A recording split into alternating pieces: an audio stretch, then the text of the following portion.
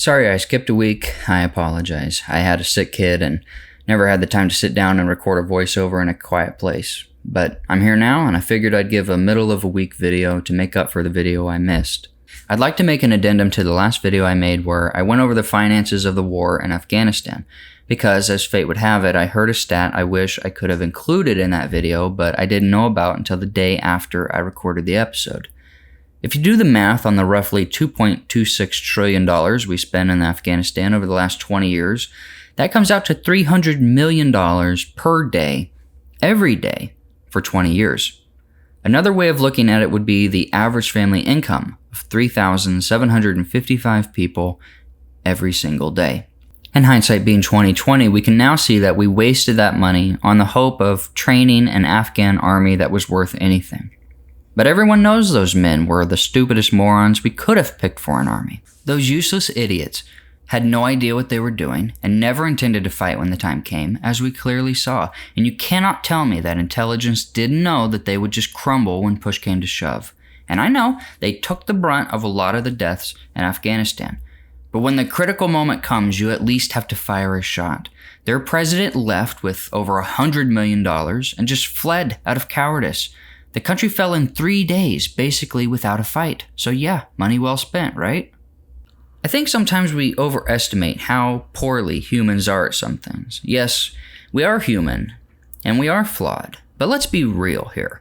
If you gathered 20 random, competent people with the group intent of doing the most good in the world, I guarantee that they would find a better use of a budget of $300 million a day, and Afghanistan wouldn't be in the top 10,000 things that they ever got around to doing.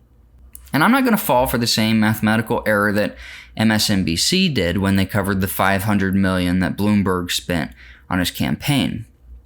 See it as a possibility if he wants to spend $1 billion beating this guy, he could do it. Absolutely. Somebody tweeted recently that actually with the money he spent, he could have given every American $1 million. I've got it. Let's put it up on the screen. When I read it tonight on social media, it kind of all became clear.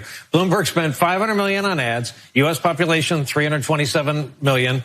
Don't tell us if you're ahead of us on the math. He could have given each American $1 million and have had lunch money left over. It's an incredible way of putting it. It's an incredible way of putting it. It's true. It's disturbing. But I know for a fact that my group's mission statement wouldn't be to try and drag a bunch of towel-headed goat herders out of the 7th century and bring them into our enlightened ways of society. After 20 years of exposure to us and our ways and our technology and our beliefs and looking at us, for an example, 99% of Afghan people want Sharia law, which is the antithesis of Western liberties.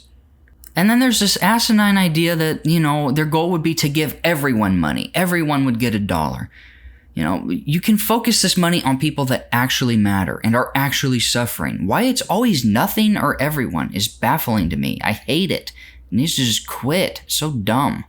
Another super simple rule for this group is they'd have to come up with a rule system that would prevent the money from leaking out of a drafty bureaucracy.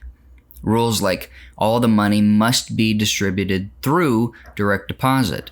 No lobbying or payouts to corporations. All the money must go to actual people and not into a machine that uses that money to justify its existence year after year. I know this is all going into the weeds a bit, but I just wanted to show you guys that stat and get the wheels turning in your mind about the sheer amount of money that is.